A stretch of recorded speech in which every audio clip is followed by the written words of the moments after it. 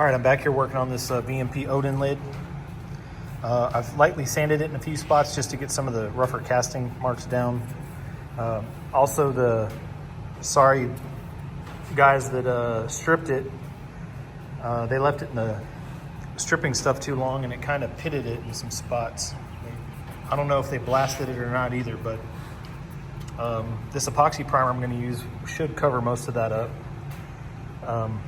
So what I'm about to do is wash this thing off real good. I'm going to hang it up on the rack and outgas it for like an hour at 400 degrees. Let it cool, and then we're going to shoot the white epoxy primer from Prismatic Powders on it. We'll do a partial cure on that. Then come back with Alien Silver just in this area here. Do a partial cure on that. Then come back over again with Shocker Yellow. Just on the, we're gonna spray the whole thing, but wipe all this down and get it out of there. And then after that, come back again with texturized black over the whole thing. So it's gonna be a 4-coat process for this, but it should come out pretty good.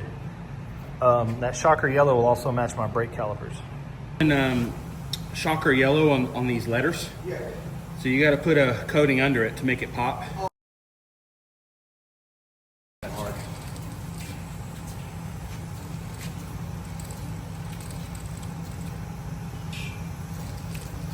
Excuse me.